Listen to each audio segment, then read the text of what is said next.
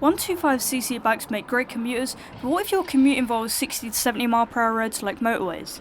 Many people think that a 125 is not legally allowed on a motorway, but this isn't actually true. If you're on a CBT, you can't use motorways, but you can take your 125 on one if you're on an A1, A2 or 4A license. But should you? Let's find out. This is me merging onto a 70 mph dual carriageway, since I'm not allowed to use motorways, but I can use national speed dual carriageways. One thing I'm always conscious of when merging onto these fast roads is matching the speed of the traffic as quickly as you can. If there's a car speeding up behind you doing 70, 80 or 90, you don't really want to be pulling out and going 30. I'm giving my bike everything I have here, and I couldn't get it to go faster than 60. You can see it was clear when I pulled out, but by the time I even got up to 60, there's already 4 or 5 cars who have overtaken me.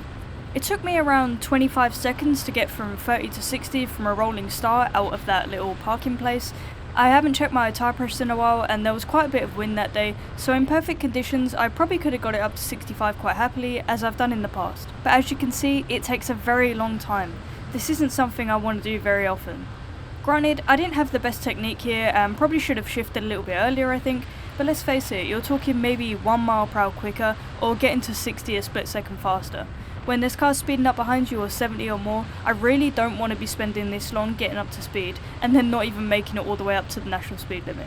It's also quite hard to see here, but this is very slightly uphill, and at times when the hill became steeper, I would actually start to slow down to 58, 57, 56, and wouldn't be able to get up to speed again until I was over the other side of the hill. This is not something I want to be doing, slowing down that much without a brake light when there's cars speeding up behind me on these really fast roads. The only reason I was on these roads at all is because I was taking my bike to the Santa Pod drag strip.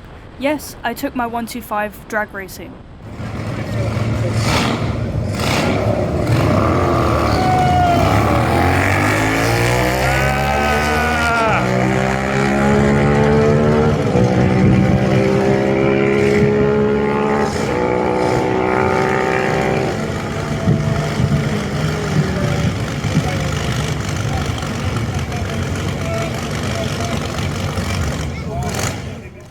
I thought I'd take it easy on that SV650, I didn't want to embarrass him too much, but unfortunately even going full tuck behind the handlebars didn't really help that much.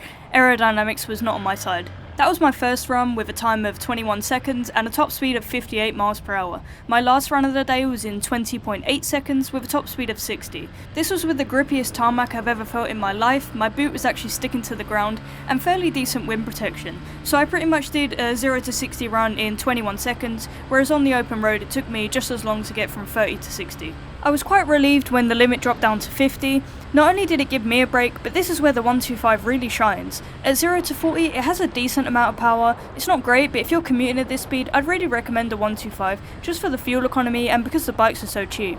At 50 mph it does okay, but I start wanting something a touch more powerful just so I don't have to shift gears as often and so I can overtake if I want to. If you want to have fun on your 125, take it down these small technical roads. It doesn't perform well on huge dual carriageways or motorways, and I actually think it's a little bit dangerous taking that much time to get up to speed with cars closing the gap behind you.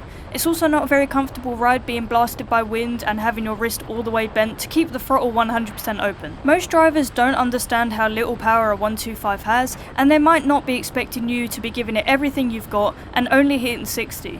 They might underestimate how long it's going to take you to speed up, and they might have to slam on their brakes last minute when they realise how quickly they're closing you down. You also have no overtaking power, so if you're stuck behind a car doing 55 or something like that, it's going to take you so long to get past them that you really leave yourself in a dangerous situation. For this reason, I would definitely get a minimum of a 300cc bike if you ride on these fast roads a lot, either for commuting or long trips around the country like this one.